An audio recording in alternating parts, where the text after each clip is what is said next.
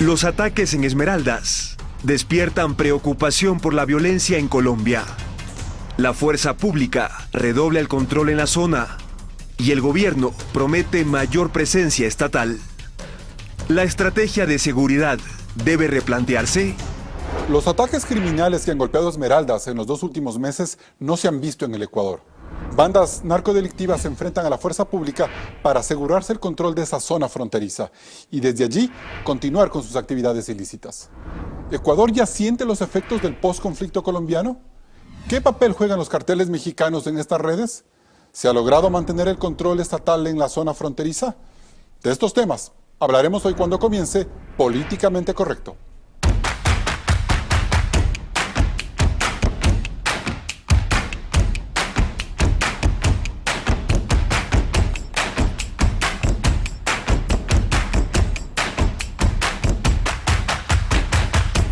Hoy nos acompañan René Yandún, general del Ejército en servicio pasivo, asambleísta por Carchi de la bancada de Integración Nacional. Saudia Leboyer, periodista, catedrática de la Universidad Andina Simón Bolívar, analista política y de temas de seguridad. Felipe Vega de la Cuadra, viceministro de Defensa Nacional y exministro de Gobierno. Y el contraalmirante Alan Molestina, excomandante general de la Marina. Gracias por estar en un nuevo programa de Políticamente Correcto. Con nuestros invitados hablaremos de la crisis fronteriza a propósito de los últimos ataques en la región norte de la provincia de Esmeraldas. Y a partir de estos elementos, determinar la efectividad de las acciones desplegadas por el gobierno y la fuerza pública.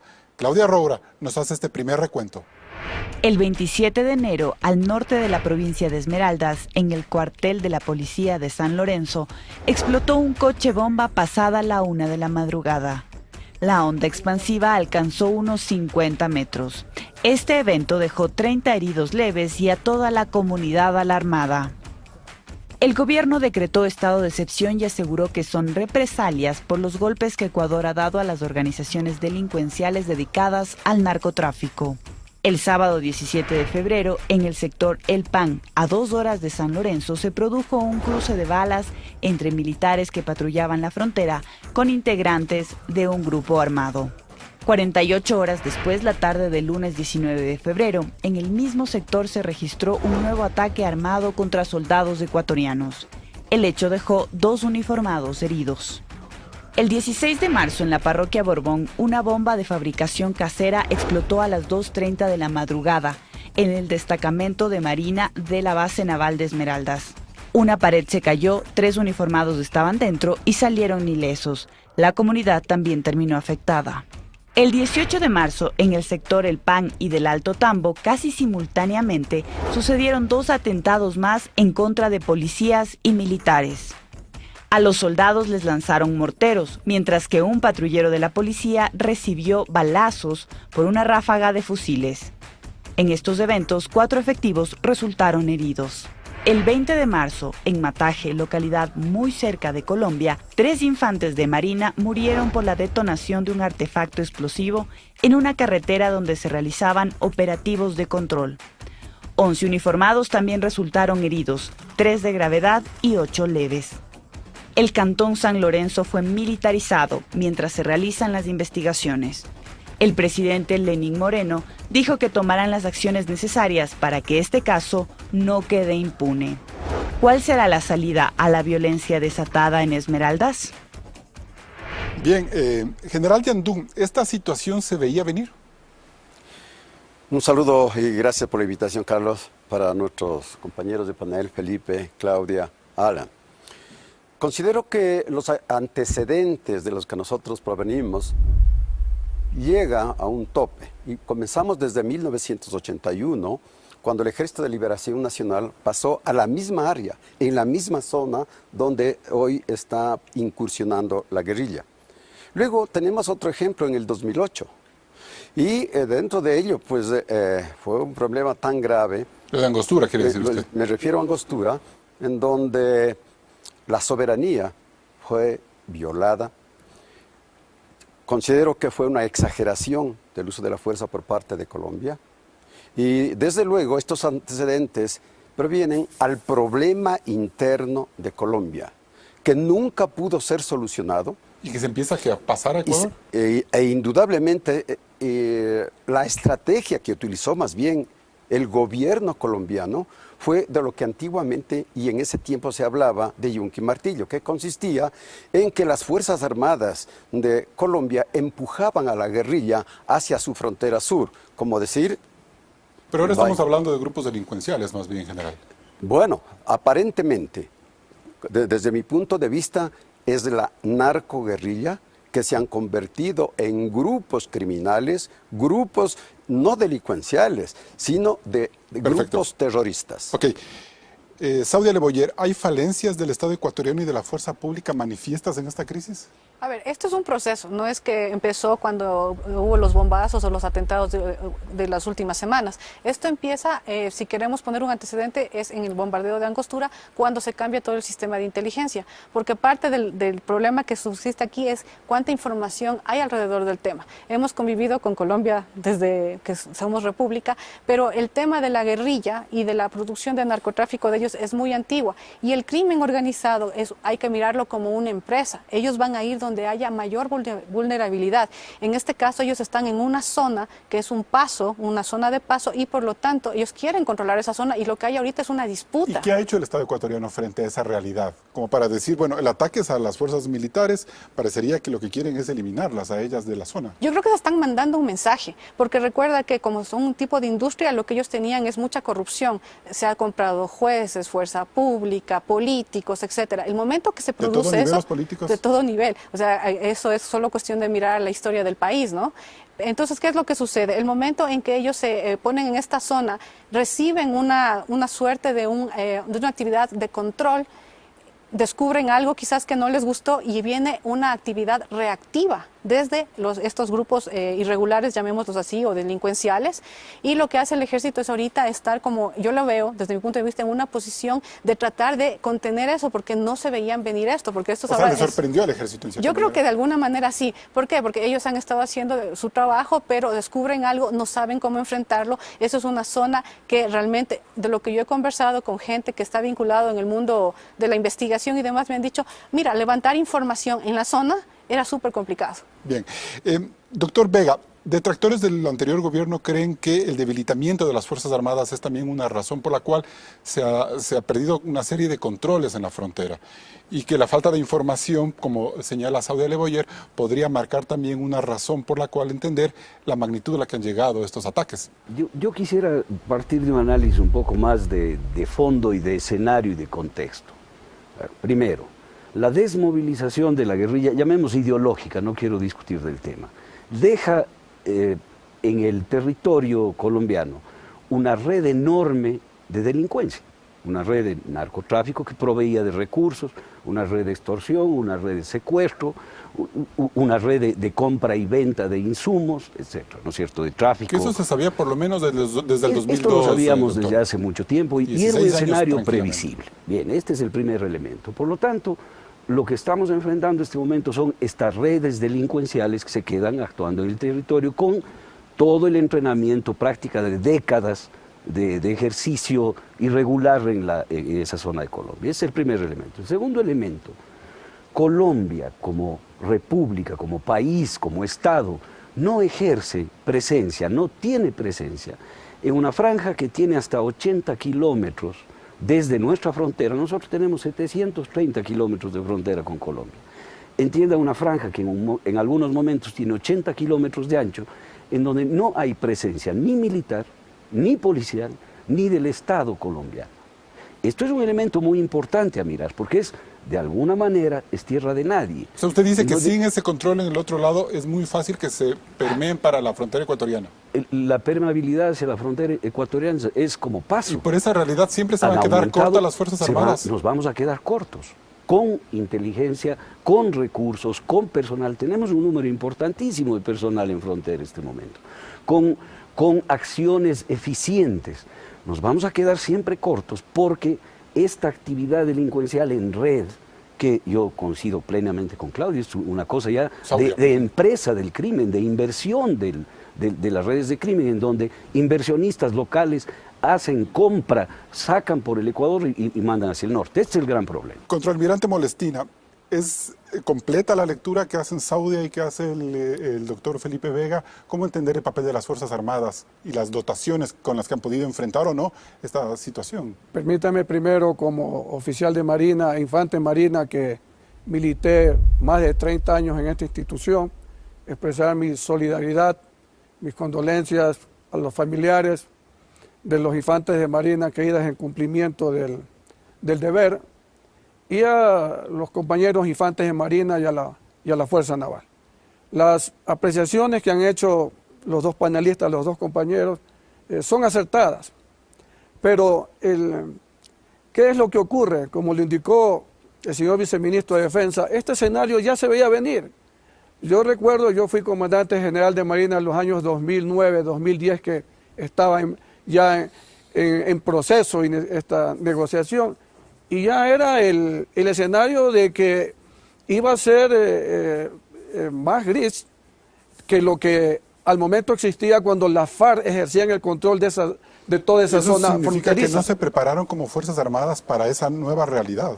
Bueno, siempre las Fuerzas Armadas hemos estado preparadas, pero en esta clase de problemas no son solamente las Fuerzas Armadas las que tienen que, de alguna manera, contrarrestar esta amenaza. A eso sumado de que a partir del año 2013-2014 las Fuerzas Armadas empiezan a sufrir un debilitamiento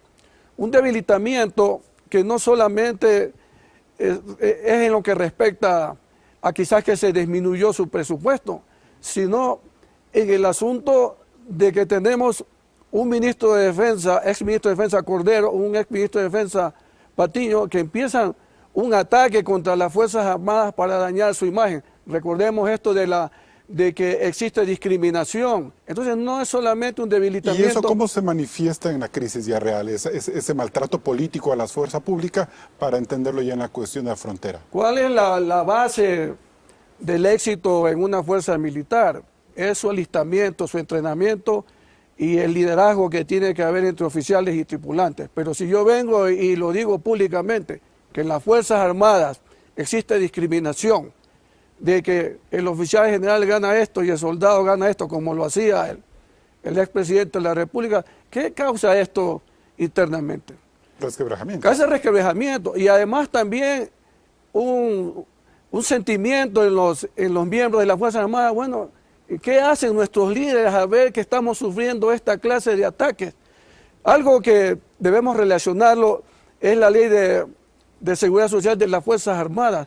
Vino y fue una imposición de Ricardo Patiño. Todo esto tiene una influencia que tenemos que verlo.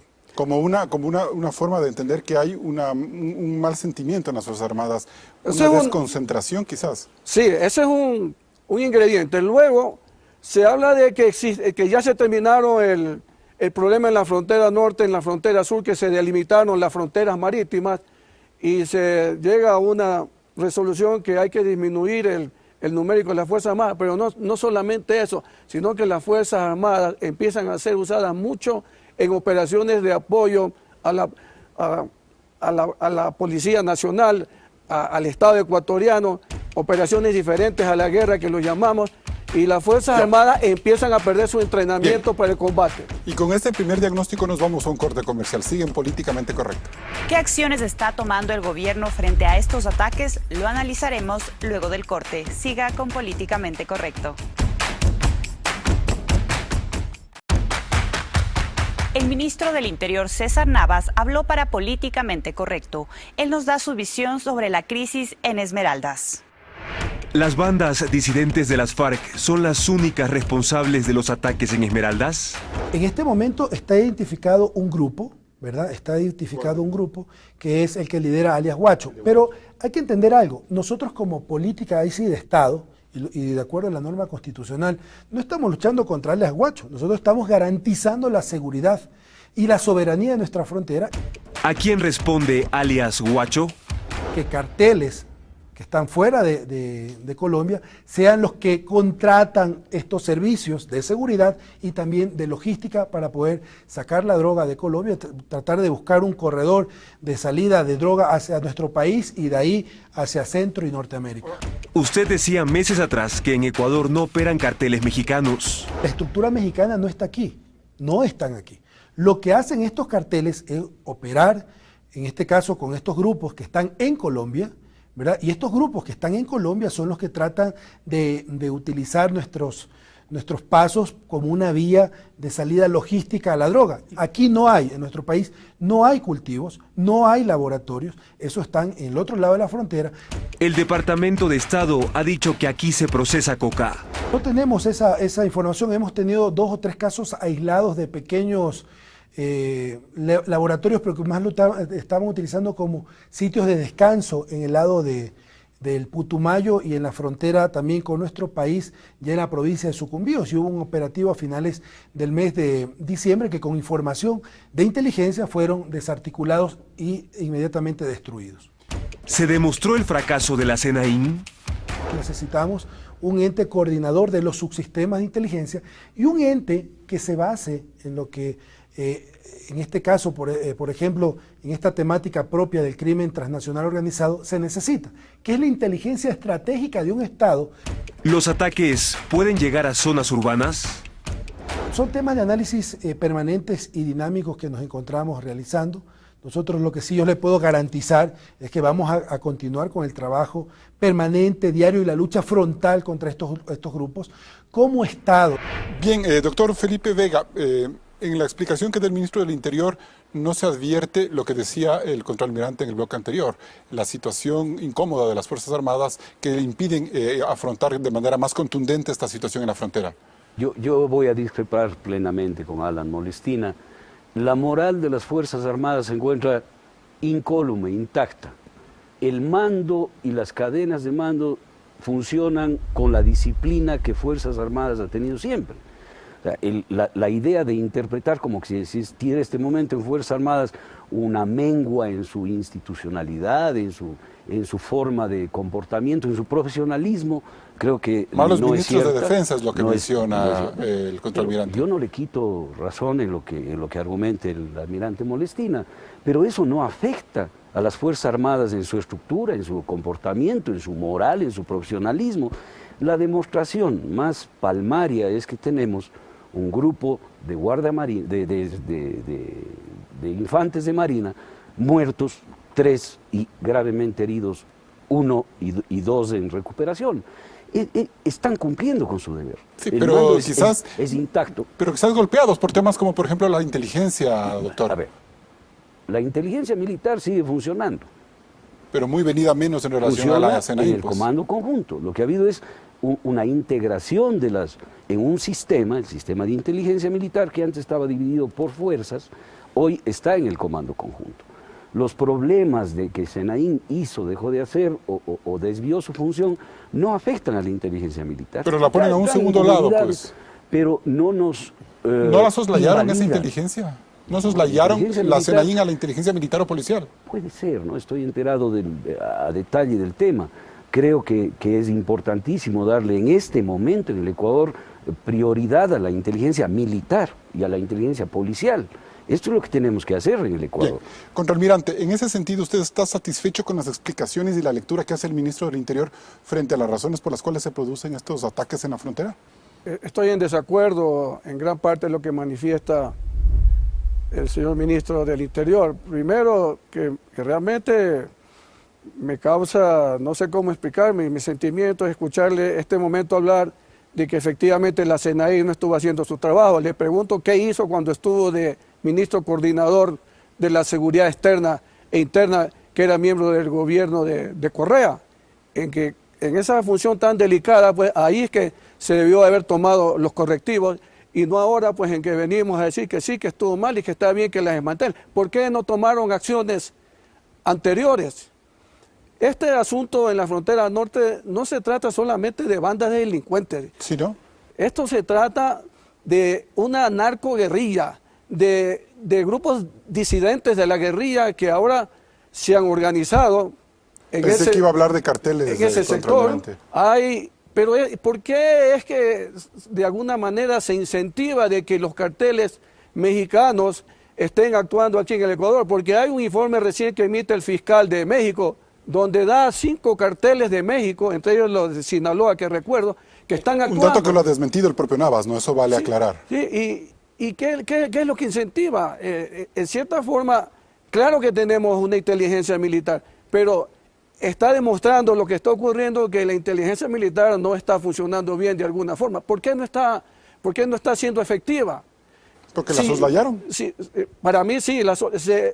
¿Qué es lo que estuvieron haciendo? Esa respuesta la tienen que dar los comandantes de fuerza. La Marina, estuve parte cuando se cambió el sistema. Por ejemplo, pidió de que un grupo de inteligencia quede bajo el mando especialmente de guardacostas, que es el que tiene esta actividad de salvaguardar la vida en el mar y combatir las actividades ilícitas, la más peligrosa, el narcotráfico, y se le quitó esa inteligencia que apoyaba mucho para las intersecciones que se daban. General Yandún, usted como ciudadano de frontera, ¿siente que la política de control y seguridad ha mejorado en la zona como lo señala el ministro Navas?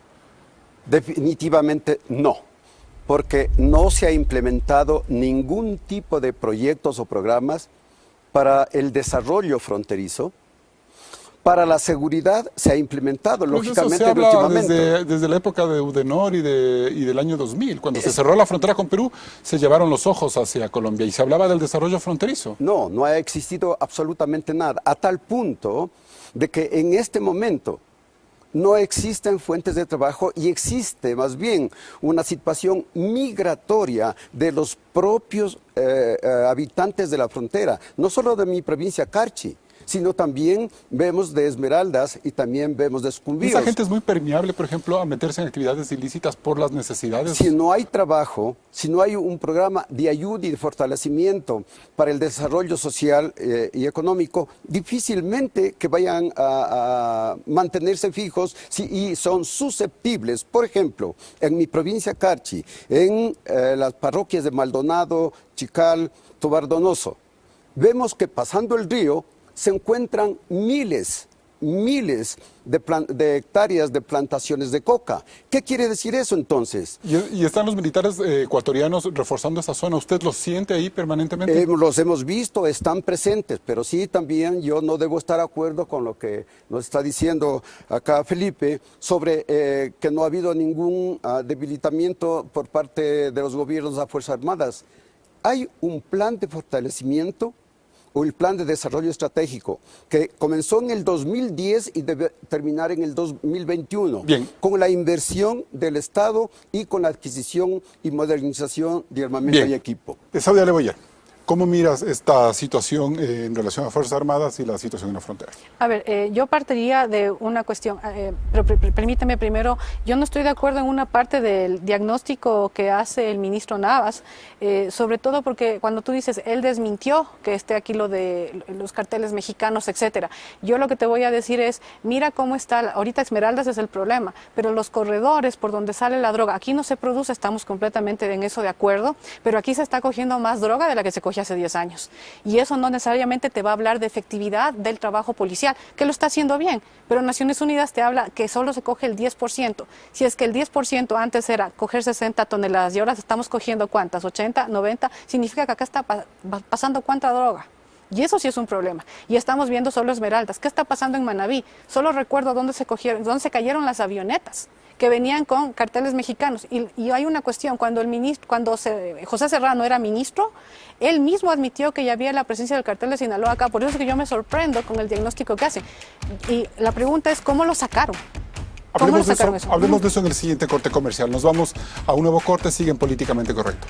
Al volver, hablaremos de la realidad colombiana luego de los acuerdos de paz con las FARC. ¿Por qué el narcotráfico no ha mermado? Siga en nuestra sintonía.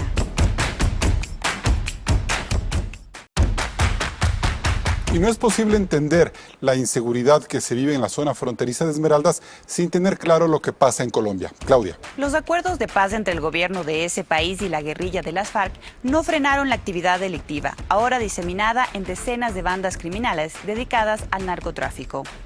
Los departamentos de Putumayo y Nariño, fronterizos con Ecuador, son de los más conflictivos. Según la Oficina de Naciones Unidas para la Droga y el Delito, en Colombia se han triplicado los cultivos de coca en todo el país desde el 2013. Y el último informe de International Crisis Group asegura que Nariño y Putumayo concentran casi la mitad de todas esas hectáreas, 68.000 en el 2016. En esas zonas, varias bandas criminales ejercen su poder. Los Construct, los comuneros, por ejemplo, heredaron las actividades ilícitas en Putumayo. En Nariño, departamento que limita con Carchi y Esmeraldas, la Fiscalía de Colombia asegura que se desató el boom de las bandas criminales. Además de la guerrilla del ELN, están, entre otras, las gentes del Nuevo Orden, la Empresa, el Clan del Golfo, las Guerrillas Unidas del Pacífico y la Columna de Disidentes de las FARC, comandada por Walter Patricio Arízala, alias Guacho, de presunto origen ecuatoriano. Él es uno de los señores del narcotráfico en Tumaco y tiene el control en los ríos fronterizos con Ecuador. De hecho, la DEA asegura que el Pacífico es la ruta más grande del narcotráfico. En efecto, Carlos, en el 2016 Colombia produjo 940 toneladas de cocaína, la producción más grande de los últimos años. Por su parte, Estados Unidos asegura que el 93% de la coca colombiana que va hacia su país sale por el Pacífico. De ahí la preocupación por Ecuador.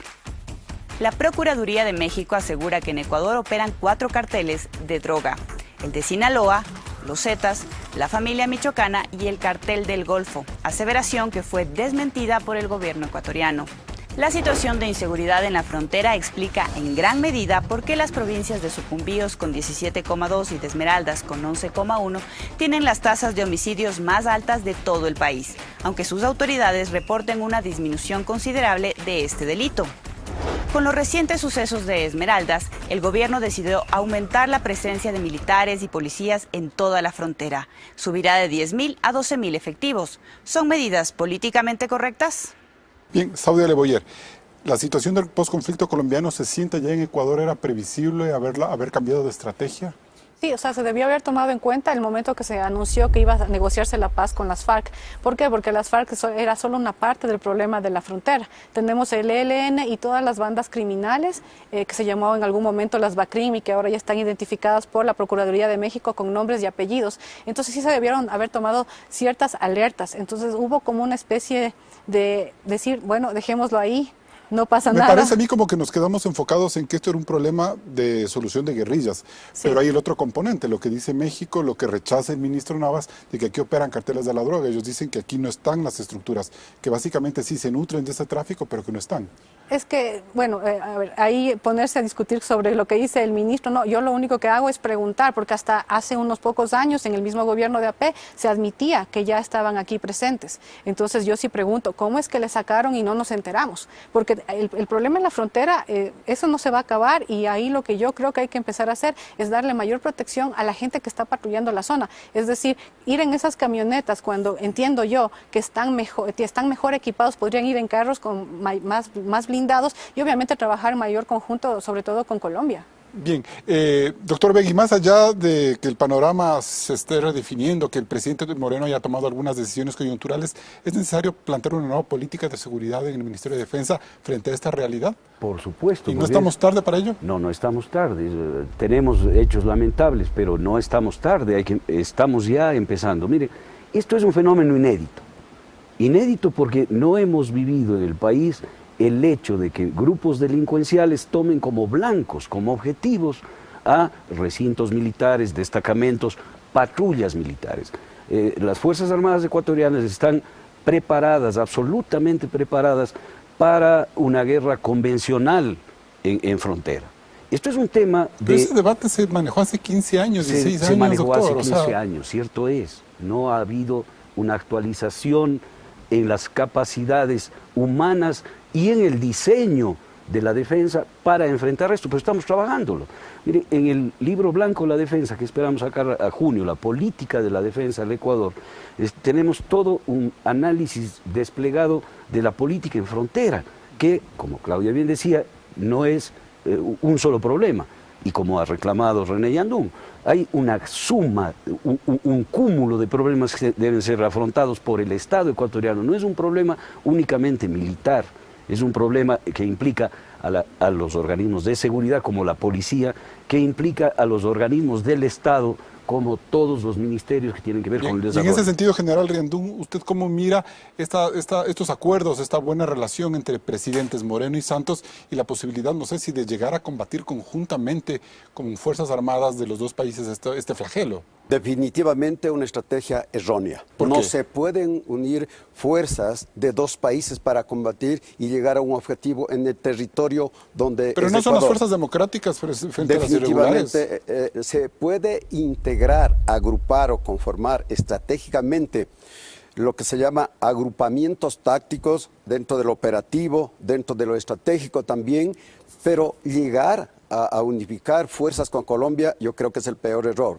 Más. No sé si ese ha sido el concepto, pero la idea es que ha habido un acercamiento, la posibilidad de que ellos, no sé, de alguna manera se alíen. No, definitivamente no. Yo creo que la responsabilidad y bajo los 11 acuerdos y convenios que existen binacionales, la exigencia tiene que ser más bien con política exterior para exigir al gobierno colombiano que cumpla con sus responsabilidades, exigir al gobierno colombiano que desde el año 2000, con el Plan Colombia, debía mantener ya los puestos tanto militares, los destacamentos policiales y posesionados todas las Fuerzas Armadas a lo largo de la frontera. Pero hay que tomar en cuenta que es muy posible que un candidato uribista gane las elecciones en mayo, las elecciones presidenciales en Colombia. Eso implica que el viejo debate de exigirle a Colombia una presencia más fuerte no se va a dar porque eso no sucedió con Álvaro Uribe.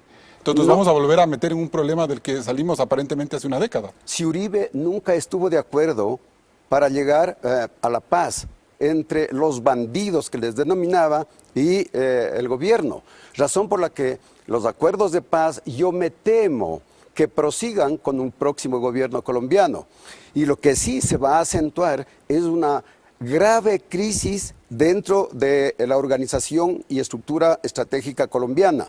Y ello va a repercutir directamente en perjuicio de nuestro territorio, de nuestra soberanía, de nuestra seguridad y especialmente del Doctor pueblo. Vega, le doy 20 segundos para que nos explique en qué consistiría esta posible cooperación con las Fuerzas Armadas colombianas en estas manifestaciones que ha hecho Moreno.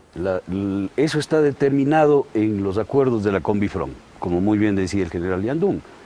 Es impensable operaciones binacionales, fuerzas binacionales.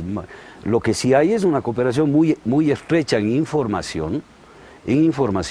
Nada más. Pero por supuesto. Y eso es lo correcto. Es lo correcto. Nosotros vivimos Angostura y fue una vulneración de nuestra soberanía. Nosotros no podemos disparar al territorio colombiano.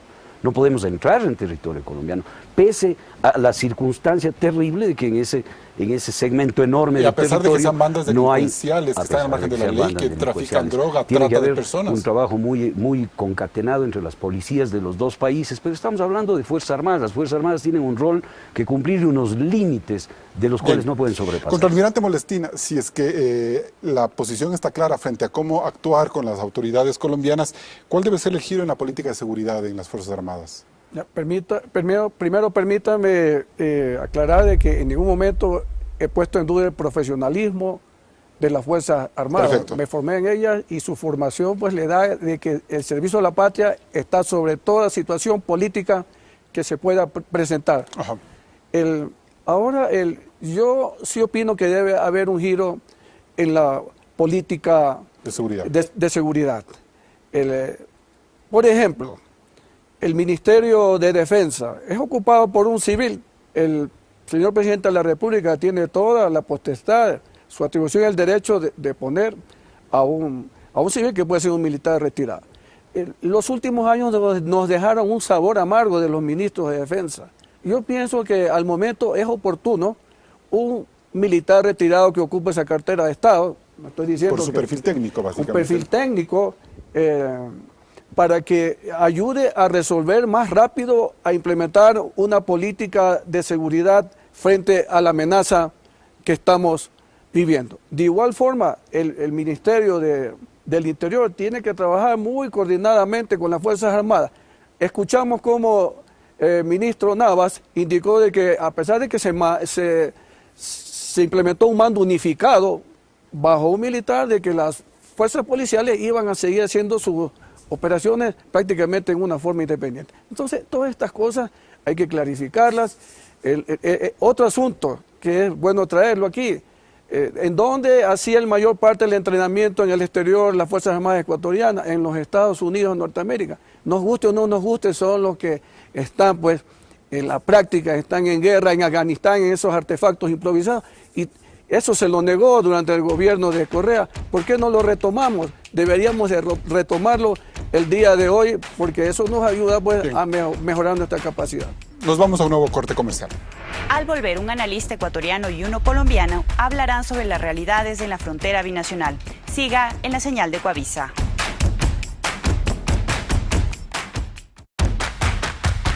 El colombiano Ariel Ávila de la Fundación Paz y Reconciliación y el ecuatoriano Daniel Pontón, experto en seguridad, analizan cuál es la realidad en la zona de conflicto. ¿Qué ocurre en la frontera colombo-ecuatoriana? La frontera entre Colombia y Ecuador es una de las zonas más afectadas por ese copamiento criminal. Allá había 12 estructuras de las FARC.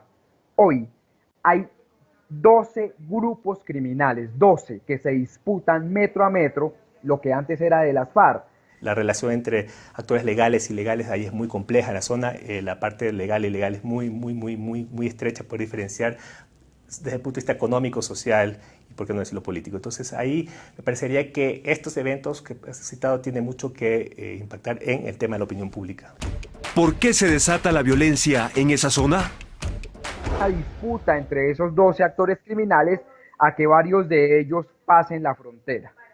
Y del lado ecuatoriano, después de la salida de la base militar de los Estados Unidos de Manta, también ha venido un proceso de reconfiguración criminal y hay antes eso lo dominaba el cartel de Sinaloa y ahora está llegando una estructura nueva que se llama Jalisco Nueva Generación. Y esa mezcla de ambas cosas es lo que está generando esa situación de inseguridad en la frontera entre Colombia y Ecuador. Hay una particularidad, Colombia no tiene una presencia sustancial en su frontera. Tiene, digamos, estratégicamente tiene un mecanismo de control muy distinto al cual nosotros tenemos, que básicamente nosotros tenemos un pie de fuerza bastante importante, costoso y sostenido. Pero lo que se podría estar buscando es que haya una mayor atenuación, de pronto que no nos relajemos, ¿no? Que haya una nueva reconfiguración de nuevos actores articulados al tema de la seguridad de frontera. Yo ataría mucho a esto a la decisión últimamente del presidente Moreno de reacomodar la CENAIN, ¿no? ¿Cómo operan estos grupos narcodelictivos? Pues Ecuador, como es una economía dolarizada, es mucho más fácil lavar dinero con el ingreso de dólares. Y dos, pues rutas por el mar Pacífico. Hay actores que buscan debilitar a unos actores, ¿no?, para quedarse con el negocio. O sea, en este caso, el señor Guacho, yo digo, el señor Guacho puede ser una especie de síntoma de un problema mucho mayor. En el sentido que muchos actores, ¿no?, se puede estar interesados que el señor Guacho salga del negocio para quedarse con lo que él controla. Entonces, hay muchos intereses que se cuecen alrededor de esto, ¿no? Bien, doctor Vega, de la lectura de estos analistas, se puede decir que si la fuerza pública no controla esta zona, los controles los pondrán los grupos narcodelictivos, que parecería que esa puede ser la estrategia de ellos. Hay un riesgo tremendo en el ejercicio del pensamiento fácil. Pensamiento fácil es lo peor que podemos hacer. Pensamiento fácil es decir, hay estos problemas en la frontera, la solución es la base de Manta. Es pensamiento fácil. Esto debemos llevarlo con la responsabilidad, la profundidad de análisis suficiente. Por eso no estoy de acuerdo con las afirmaciones del analista colombiano, ¿no? El control lo tenemos el Estado ecuatoriano, este no es el problema. El problema no es que si el control que ejerce el Estado ecuatoriano y la presencia en la frontera es lo suficiente, insuficiente, adecuado, no adecuado. El problema es que nuestra contraparte, el país vecino, no tiene presencia en esa zona. Este desbalance fundamental, que no es lo que dice el analista colombiano, es el que genera todo esto. Mire, ejércitos y sistemas de defensa como el de Francia han tenido atentados, no estoy justificando con esto los que nos suceden a nosotros, estoy diciendo que no hay fuerza armada, no hay policía, no hay sistema de seguridad invulnerable. Lo que nosotros tenemos que hacer y estamos haciendo es construyendo las respuestas para que esto se minimice, porque es una realidad que va a continuar en el país. ¿Y usted cree, contraalmirante Molestina, que las Fuerzas Armadas ventajosamente sí van a poder mantener su control en esa zona fronteriza como lo ha garantizado el presidente Moreno, como ha sido históricamente una realidad ecuatoriana? Por supuesto que sí. Han habido condiciones que, en mi opinión, han disminuido la capacidad operativa, pero no es que estamos en una situación de no poder ejercer el rol de las Fuerzas Armadas, porque esa zona de frontera le corresponde a las Fuerzas Armadas donde tienen que actuar. Yo confío plenamente en que las Fuerzas Armadas pueden ejercer este control. Hay que actuar con contundencia y las diferentes aristas que existen, porque ¿cuál es el mensaje que nos han mandado con estos atentados? Es decir, oye, me estás afectando y voy a seguir traficando la droga, porque si hubieran llegado a una conclusión de que, bueno, mira, estos ecuatorianos definitivamente están afectando este negocio, bueno, nos retiramos o vamos a buscar otro corredor, pero no ha sido así. O sea, ellos sienten una amenaza de las fuerzas regulares ecuatorianas, las Fuerzas Armadas, y por eso es que tienen la necesidad de hacer esos ataques. Bueno, en parte sí, pero hay otros ingredientes que ayudan. Se dice que en el Ecuador, un estudio, que ahí se lavan 7.000 millones de narcodólares en el Ecuador.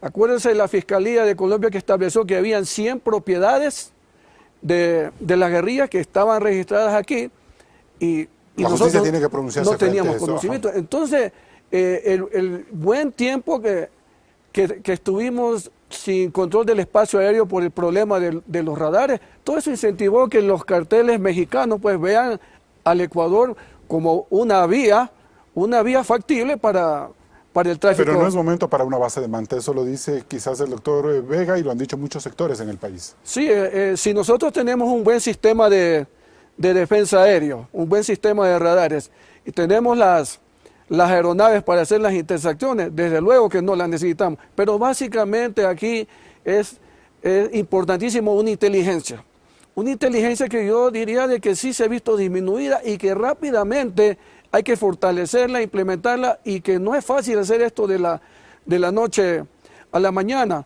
Bien, Saudia Leboyer. A ver, una cosa es hacer el trabajo que hacía Fuerzas Armadas y que lo ha seguido haciendo, que es trabajar o enfrentar una línea de frontera donde había las FARC y unos cuantos grupos. Y otra cosa es enfrentarse a grupitos que, digamos, los hacía, o grupos pequeños que están por un lado o por otro haciendo este tipo de atentados que en términos de la teoría de seguridad se llama la guerra de cuarta generación. Entonces yo sí creo que ahí el ejército va a tener que aprender a combatir en circunstancias como las actuales, que es que hay un ataque en tal punto y tener mucha información para prever ese ataque. ¿Qué es lo que ha pasado en Estados Unidos desde la caída de las Torres Gemelas? Que son ataques focalizados. Acostumbrarse a manejar la idea del terrorismo como una realidad. Sí, lamentablemente sí, porque esto no se va a arreglar ni a la noche ni a la mañana. Una guerra total y abierta no es una solución. Colombia ahora, lo ha el hecho, gobierno, ¿no? con el doctor Vega, nos garantizan que la presencia en la frontera va a continuar. Se ha aumentado el número de efectivos a 12.000. Eso es una buena decisión. Es una buena decisión, sí, pero la gran pregunta es cuánto tiempo se puede mantener esa gente en la zona y sobre todo, si es que no hay la información para prever este tipo de ataques, ¿qué es lo que va a pasar? Porque miren, lo que pasa a inicios de esta semana es el cuarto ataque, quinto ataque, no estoy segura. O el séptimo, yo estoy contando un mes. Imagínate, si eso pasa, eso ya se pudo haber previsto. Porque esta gente lo que tiene es un poco un planteamiento inicial mío. Tienen el control, tomaron la iniciativa. Falta el tema de inteligencia. Sí, y tienen que retomar la iniciativa en cuanto es el ataque, porque ahorita las Fuerzas Armadas tienen que defenderse y lo ideal sería que estén en la otra posición, más bien arrinconando al revés. General Yandún, y antes de irnos a corte, ¿usted cree que el presidente Moreno está en capacidad de liderar este momento el llamado a la unidad nacional y determinados sectores políticos han plegado a ese llamado? Indudablemente que si es para mantener la soberanía, para mantener la tranquilidad, la paz y lo que es más, la intangibilidad territorial, indudablemente que debemos plegar absolutamente todos, pero más aún un llamado a través de la modernización de las leyes. Todo el sistema jurídico de Fuerzas Armadas viene desde el 2000, 2003, 2008 y el máximo el 2009. Razón por la que Yo considero que es oportuno en este momento, por ejemplo, la actualización y modernización de la Ley de Seguridad Pública y del Estado. Hablaba Alan sobre el ministro coordinador de la seguridad. No existe. ¿A quién dieron esa potestad? No se conoce. ¿Cómo está organizado el sistema político? A disposición, a lo mejor, del comandante de la policía o del ministro del Interior, cuando tiene que ser las Fuerzas Armadas las que tomen el control absoluto de esa área. Nos vamos a un nuevo corte comercial.